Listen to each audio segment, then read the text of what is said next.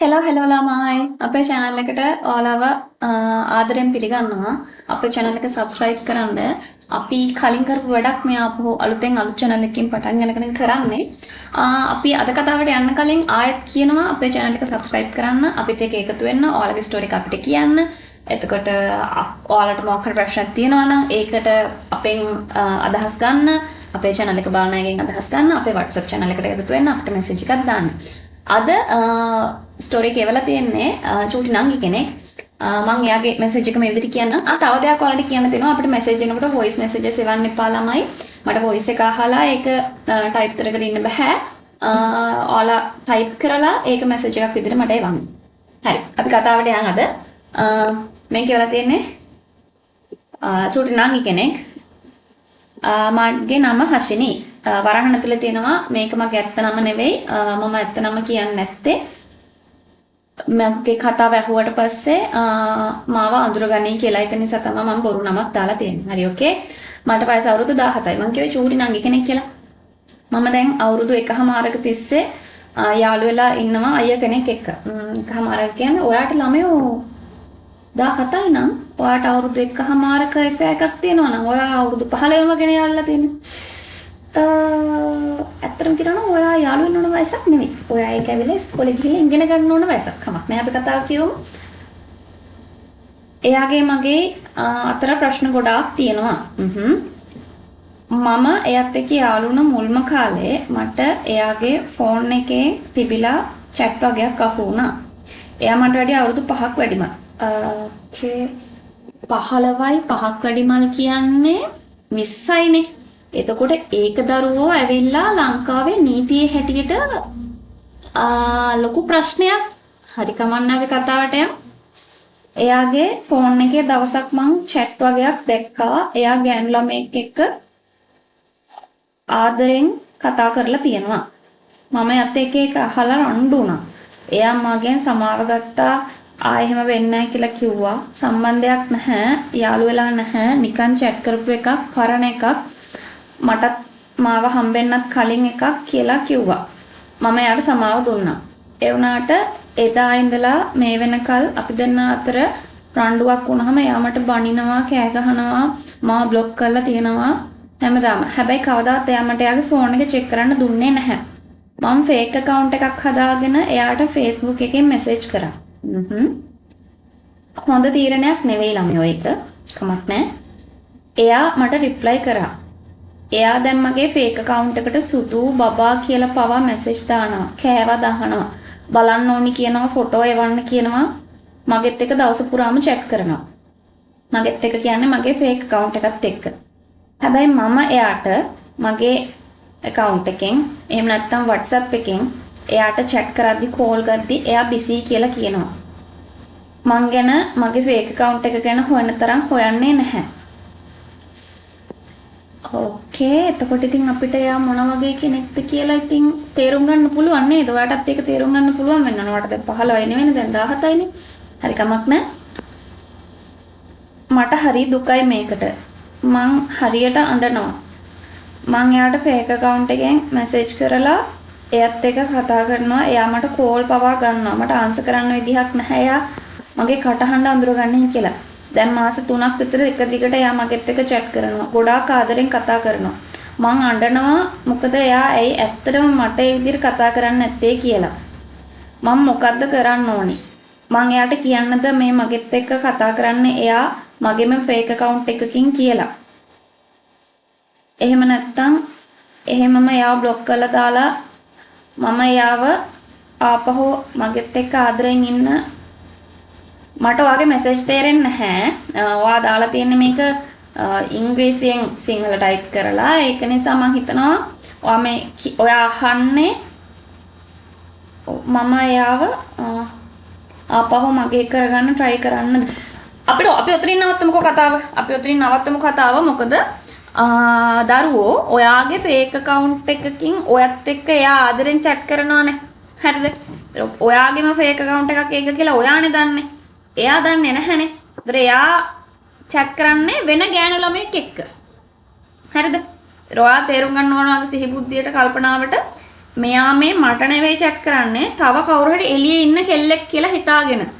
එතකොට ඔයා ඔක fake account එකක් හදලා chat කරත් නැතත් එයා ඇත්තටම ඔයාට ආදරෙන් සලකන්නේ නැතුව ඔයාගේ boyfriend ඔයත් එක්ක ආදරෙන් ඔයාට කාලය වෙන් කරන්නේ නැතුව ඔයා ගැන කෑ කරන්නේ නැතුව එළියේ ඉන්න වෙන කෙල්ලෙක්ට ආදරෙන් කතා කරනවා කෝල් ගන්න try කරනවා හම්බෙන්න එන්න කියනවා බලන්න ඕනි කියනවා. එතකොට මේ ඔයාගේ බුද්ධියට වැටහෙන්න ඕනේ ওই පුංචි මොලේට මෙයා මේ මට මාව රවට්ටනවා කියලා. ඇත්තටම කියනවනම් චීට් කරනවා කියන එක මම හැමදාම කියනවා වගේ චීට් කරනවා කියන එක ෆිසිකලි වෙන්න ඕනේ නැහැ. ගිහින් හම්බෙලා අල්ලලා එහෙම කරන්න ඕනේ නැහැ.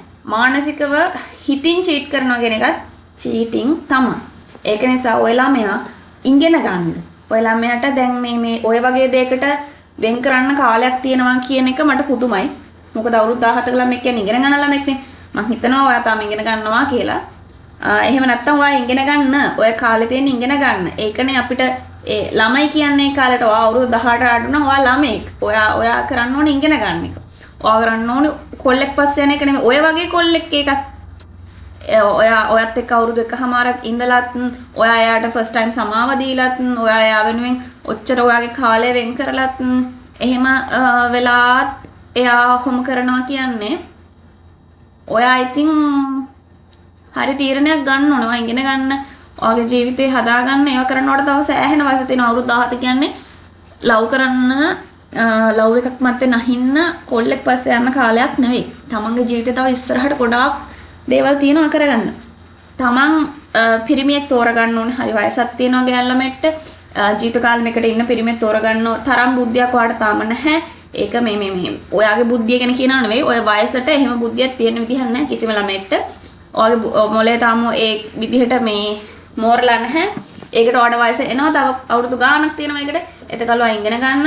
ඒ කාලේට ඔයා හරි විදිහට ඔයාට ආදරය කරන කෙනෙක් වෙනුවෙන් ආදරය කරන පිරිමියා වෙනුවෙන් ඔයා කාලේ දුන්නත් කමක් නැහැ. දැන් ඕක කරගන්න එපා. ඔයාට හොඳටම තේරෙන්න ඕනේ. ඔයා සමහර විට මෙහෙම වෙන්නත් පුළුවන්. ඔයා දැන් ගිහිල්ලා දැන් ඔයාගේ තීරණ දෙකක් නේ තියෙන්නේ. ෆේක් account එකේ chat කරන්න මං කියලා එයත් එක්ක මොකද මෙහෙම කරේ කියලා අහන්නනේ. එතකොට අනිවාර්යෙන් ওই මිනිස්සේ කියන දේ තමයි මං දන්නවා ඔයා තමයි ওই ෆේක් account එකෙන් මගෙත් එක්ක chat කරේ කියලා හිතන් ඉන්නේ මම දන්නේ නැතුව මේ chat කරා කියලාද මම ඒක තමයි ඔයාට කෝල් ගත්තේ. ওই වගේ දේවල් තමයි කියන්නේ.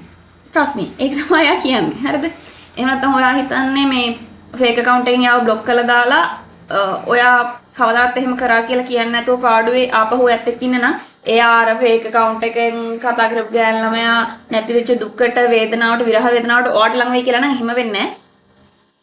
ඌ මේ වෙනකොටත් තවත් කෙල්ල ගොඩක් එක්ක chat කරනවා. ඒක නිසා නිකන් ඔයාව රවට්ට ගන්න එපා. ඔයා තමයි උතන රවටෙන්නේ. ඔයාව රවට්ට ගන්න. ඔයා තේරුම් ගන්න ඕනි ඒ මනුස්සයත් එක්ක ඔයාට ජීවිතයක් නැහැ. ඔයාව කරන්නේ මෝඩ වැඩක්. ඔයාව නවත්තලා ඔයාට ඉස්සරහට යන්න ඕනේ. මොකද නිකන් ඔය සමාජ කතාවක් තියෙනවානේ. බොන මිනිහෙක් හදාගන්න පුළුවන්. මට වචනේ මෙතන කියන්න බෑ. යූස් කරන මනුස්සයෙක් හදාගන්න පුළුවන්. but කවදාවත් වට යන මනුස්සයෙක් හදාගන්න බෑ කියලා. අන්න ඒක ඔයා තේරුම් ගන්න ඕනේ. මගේ ඔපිනියන් එකයි සම්බන්ධයෙන් ඔයා ෆේක් account එක කරන්නේ ඔයා කියලාවත් මුකුත් කන්ෆෙස් කරන්න ඕන නැහැ.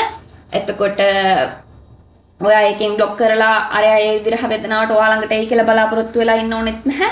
ඔයා කරන්න ඕනේ ඔය ෆේක් account එකත් අයින් කරලා ඒ මනුස්සයා වගේ ජීවිතෙන් අයින් කරලා ඔයා හොඳින් ඉන්න පටන් ගන්න. ඔයා අයව හැම එකෙම බ්ලොක් කරන්න. ෆේක් account එකෙනුත් බ්ලොක් කරන්න, ඔයාගෙනුත් බ්ලොක් කරන්න.